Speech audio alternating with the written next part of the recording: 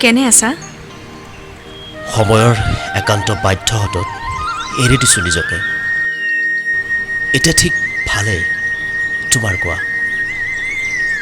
একেই, বাস্তৱৰ সৈতে মোকাবিলা কৰিব পৰাকৈ নিজক প্ৰস্তুত কৰিছোঁ আৰু। হেৰা বাস্তৱ। উফ, জটিল নালাগেনে তোমাৰ অকলে নিজক সকলো সময়তে সামৰিব? জীৱনৰ কোনো সংগী স্থায়ী নহয় দেখোন, অকলশৰীয়া। ভবা নাই এতিয়া আকৌ কাৰোবাৰ সৈতে এই হৃদয় বিনিময় কৰাৰ কথা।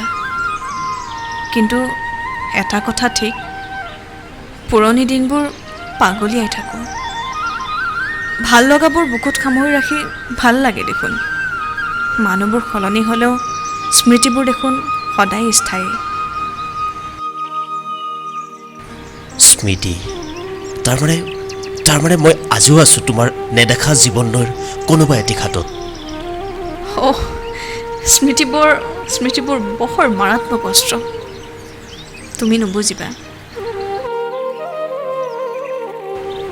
অতীতক কি শান্তি বৰ্তমানৰ সৈতে ভৱিষ্যতো জটিল কৰি পেলায়।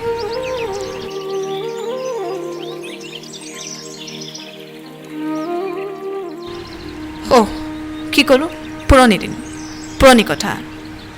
অনুৰাধা শৰ্মা পূজাৰী বাইদেৱে এষাৰ কথা কৈছিল, পুৰণি কবিতা, পুৰণি গান, পুৰণি মদৰ মূল্য আটাইতকৈ বেছি। আৰু আছে পুৰণি প্ৰেম। সেই পুৰণি প্ৰেম ই এক মাৰাত্মক নিচা। পাহৰো বুলিলেও পাহৰিব নোৱাৰি। নষ্টালজিয়াত আক্ৰান্ত হৈ থাকিবলগীয়া হয় বাৰে বাৰে।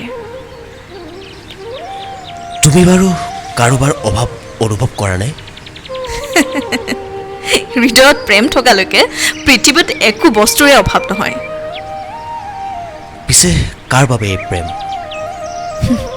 মানুহৰ মংগলৰ বাবে, পৃথিৱীৰ শান্তিৰ বাবে। ভাবি লোৱা তোমাৰ বাবেও। প্ৰেমত প্ৰাৰ্থনা থাকে। মোৰ প্ৰাৰ্থনা এই জগতৰ সুখৰ বাবে। তুমি একেই আছা। আমি আঁতৰি অহাৰ বহুকেইটা ৰাতি, বহুকেইটা সন্ধিয়া পাৰ হ'ল, অথচ সময় মোক সলনি হ'ব নিদিলে। মই পৃথিৱীখন ভাল পাওঁ, আৰু ভাল পাওঁ বাবেই হয়তো কোনো এজন বিশেষ মানুহৰ বাবে সলনি নহওঁ। মই ঠিক ময়েই। সেইবাবেই হয়তো আজিও উশাহত তোমাৰ সুগন্ধি কঢ়িয়াই ফুৰোঁ। কেনেকুৱা সুগন্ধি? সেউজীয়া ঘাঁহৰ দৰে, ধূলিৰ দৰে, কেঁচা পথাৰৰ দৰে, আনকি পকা ধানৰ দৰে, তোমাৰ চেটুকা বুলীয়া দুহাতৰ দৰে। প্ৰেম ঠিক সেনেকুৱাই। সময়ে গতি সলালেও কোনোবা বিশেষ মুহূৰ্তত বিশেষ হৈ ৰোৱা সেই স্থায়ী মানুহজন একেই থাকে।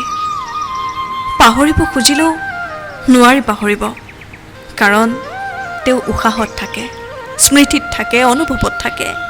কি ঠিক জীৱনৰ প্ৰতি খোজতে তেওঁ চাহ হৈ থাকে। তুমি ভবাৰ দৰে হয়তো আন কোনোবাও ভাবে, কিন্তু সময় ৰৈ নাথাকে।